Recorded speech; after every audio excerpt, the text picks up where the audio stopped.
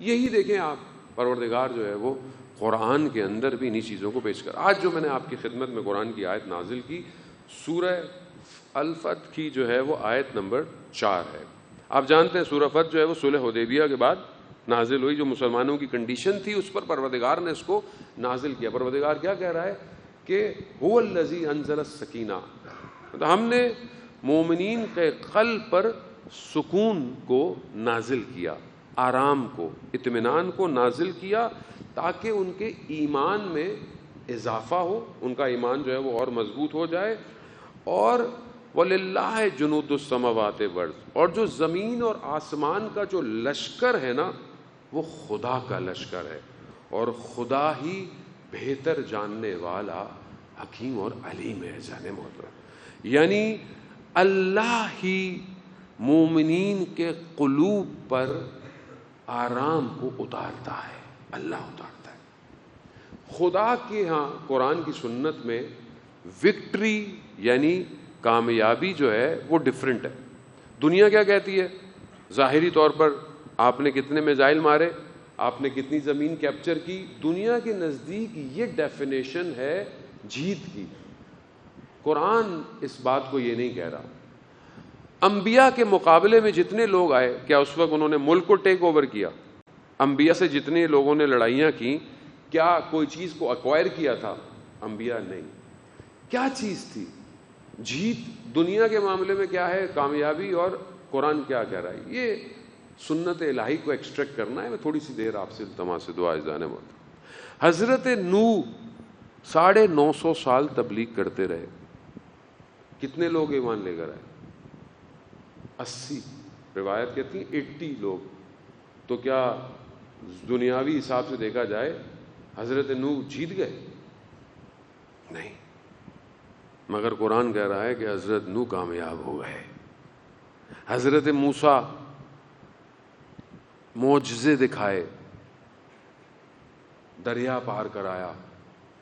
قوم غلط ہو گئی. آپ کی خدمت میں عرض کیا تھا سامری، اور 40 سال گھومتی رہی. حضرت موسیٰ حکومت نہیں بنا پائے. کیا حضرت موسیٰ شکست کھا گئے؟ صلح حدیبیہ جس کی آیت نازل ہوئی، مسلمانوں کو پروردگار نے کہا صلح کر لو. بات سمجھے کہ ہم ہار گئے. خدا کہہ رہا ہے کہ ہارے، خدا تمہارے دلوں پر سکون کو نازل کرے گا، اور سارا لشکر زمین اور آسمان کا خدا کا ہے. اور ویسے بھی قرآن میں کہتا ہے کہ ایون جب تم لڑ رہے ہوتے ہو، کیا تم لڑ رہے ہوتے ہو؟ جو تیر چلاتے ہو وہ ایزار ہمیتا، وہ جو تیر چماتے ہو، کیا تم تیر چلا رہے ہو یا خدا تیر چلا رہا ہے؟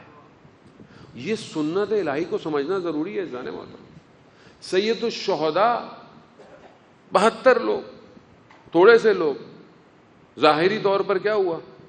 ختم ہو گئے نا. تو کیا سید الشہداء خدا نہ خواستہ شکست کھا گئے؟ دنیا کامیابی کسی اور کو کہتی ہے، خدا کے نزدیک کامیابی کچھ اور ہے. سید الشہداء نے پورا نیریٹو چینج کر دیا. جنگ زمینی نہیں ہے، جنگ لینڈ ایکوائر کرنا نہیں ہے، جنگ تفکر کو، عقیدے کو بدلنے کا نام ہے. یہی تو تھا. انبیاء کس چیز سے لڑ رہے تھے؟ انبیاء اس بات سے لڑ رہے تھے کہ ہماری جو آئیڈیالوجی ہے الہی ہے، اس کو حاکم ہونے دو. دشمن اس آئیڈیالوجی کو حاکم نہیں ہونے دیتا. آپ کے سامنے میں نے عرض کیا کہ پیغمبر کے بعد عالم اسلام میں کس چیز کو روکا گیا؟ کس چیز کو روکا گیا؟ ابن الحدید جو شرح نہج البلاغہ فرماتے ہیں، اور بہت سارے اور بھی لوگ، بہت سارے اور جو کہ دوسرے مسلک کے لوگ ہیں جنہوں نے کتابوں کو لکھا ہے. جارج جورداگ جو کرسچن ہے، جس نے مولا کائنات پہ کتاب لکھی ہے. گوگل کریں، چیٹ جی پی ٹی ہے، بہت ایزیلی آپ کر سکتے ہیں. The voice of human justice book ہے. ان سب نے ایک چیز بڑی سادی سی بات کی ہے. کیا کی ہے کہ بغض علی میں علی کے فضائل چھپاتا رہا، اور دوست اپنی جان کے خوف سے جناب امیر کے فضائل چھپاتا رہا، مگر پھر بھی پوری دنیا میں اگر سب سے زیادہ فضیلت ہے تو وہ امام علی کی ہے۔